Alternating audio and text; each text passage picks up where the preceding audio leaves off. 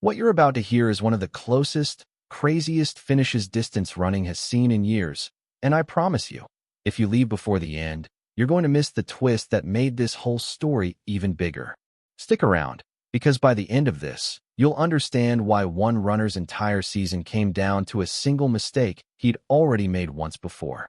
Picture this: 3 men, 1 finish line, and a gap between first and second place so small it's hard to even picture it. 300ths of a second. Not 3 seconds. 300ths. That's not a typo, and that's not an exaggeration. That's how tight things got at the very top level of American track and field, and by the time you hear how it happened, you'll be replaying it in your head for days. This all went down at the 2026 USATF Indoor Championships, held at the Ocean Breeze Athletic Complex on Staten Island, New York, on February 27, 2026. The event was the men's 3,000 meters. Now here's why this particular race mattered so much more than a normal championship final.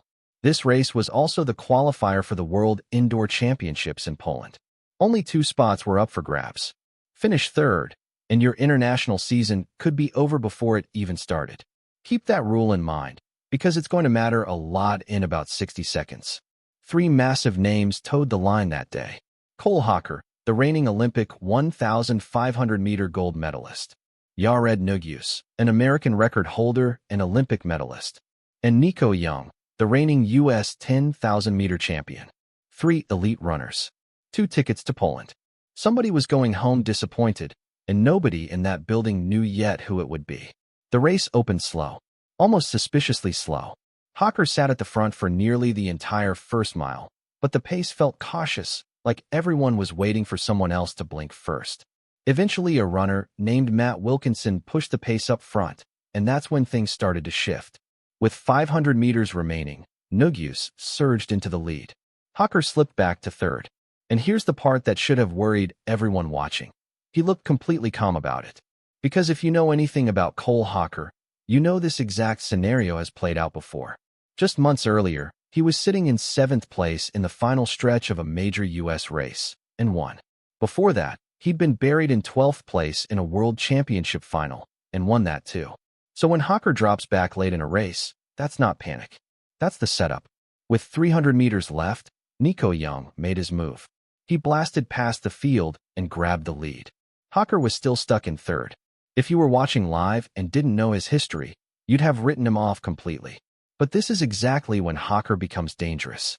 The bell rang for the final lap, and by now all 3 men had taken a turn at the front at some point in this race. This wasn't a track final anymore. It was a street fight with spikes on. Coming off the last turn, Hocker had to swing out into lane 3 just to get around Young, a move that should have cost him precious ground. Instead, he used the momentum to accelerate. He came flying down the home straight and closed his final lap in 26.36 seconds, the fastest closing 200 meters of anyone in the entire field. Nuguse ran his last 200 in 26.64. Young ran his in 26.86. Small numbers. Enormous consequences.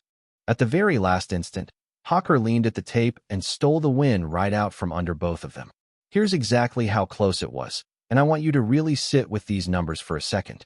Cole Hocker, 7 minutes, 39.25 seconds. Gold. Yared Nuguse, 7 minutes, 39.28 seconds. Silver. Nico Young, 7 minutes, 39.29 seconds. Bronze. 300ths of a second separated first and second. 400ths separated first and third. And the gap between Nuguse and Young, the difference between making the World Championship team and staying home, was 100th of a second. 100th. That's the width of a shoelace. So how does a race come down to a margin that small? It's not just raw speed.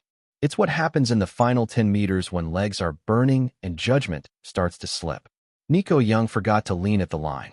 In a race decided by hundredths of a second, that alone can be the difference between a medal and a memory. He also drifted out toward lane 2 in the final stretch, and that drift opened up a gap on the inside.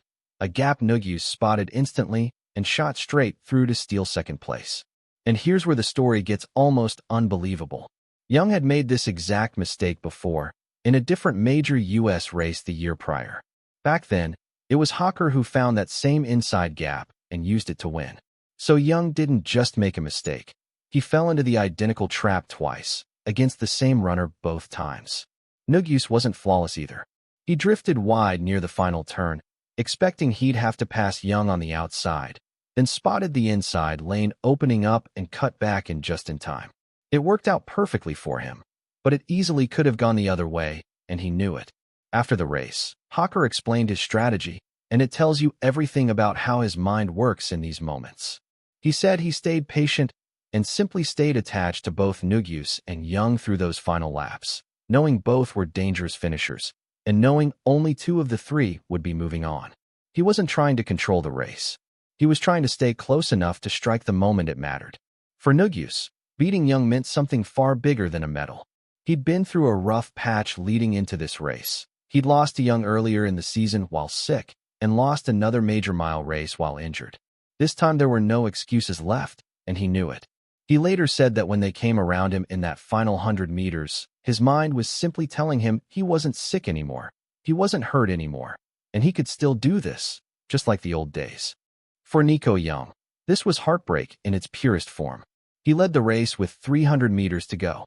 He looked, for a moment, like the winner, and he still went home without a spot on the world team. One drift in the final stretch may have cost him his entire season, and if you think that's rough, wait until you hear what happened just 3 weeks later. But before we get there, you need to understand why nobody who actually follows this sport was truly shocked by what Hocker pulled off, even though in the moment, it looked like magic. Cole Hocker has never lost at the USATF Indoor Championships. Not once. He swept both the 1,500 and 3,000 meters back in 2022. He won the 1,500 again in 2024. And now he'd added this 3,000-meter title on top of it.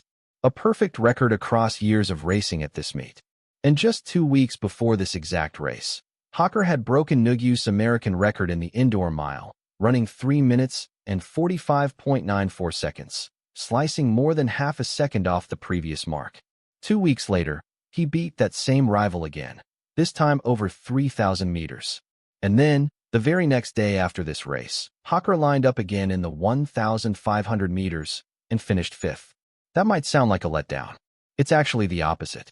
It shows just how ridiculously deep American distance running has become, when even a reigning Olympic champion can finish 5th against this level of competition. So Hocker punched his ticket to Poland. And 3 weeks later, the real test arrived at the World Indoor Championships in Turin. And this time, the field was even scarier. Every single Olympic 1,500-meter medalist from the Paris Games was there. Hocker, Nuguse, and Britain's Josh Kerr, a former world champion with a finishing kick every bit as lethal as Hocker's own. This time, Hocker found himself in 6th place at the bell. 6th, with only 200 meters to go, a far bigger hole to climb out of than the 3rd place he'd overcome back in New York. He still unleashed a brutal final lap of 26.04 seconds. But this time, it wasn't enough. Josh Kerr had already made his move a full lap before the finish, tucking in right behind the leader in perfect position. That early positioning paid off. Kerr crossed the line in 7 minutes, 35.56 seconds to take gold. Hocker took silver in 7 minutes, 35.70 seconds. And France's Jan Schrub stole a surprise bronze, just 1/100th of a second behind Hocker. After that race, Hocker was refreshingly honest. He admitted he usually studies footage of his wins far more than his losses, which suggests there's plenty to learn from a race like this one, where his famous late kick finally wasn't quite enough to get the job done. But zoom out for a second and look at his last 4 global championship finishes: silver, gold, gold, silver. That kind of consistency at the highest level of the sport does not happen by accident. And Hocker summed up what actually drives him better than anyone else could. Records get broken eventually. That's just how sport works. But medals last forever, and that's what stays with him. Still, if he wants to be where he sees himself in this sport long term, he knows he needs both, the records and the medals. And based on everything you just heard, it's hard to bet against him getting exactly that.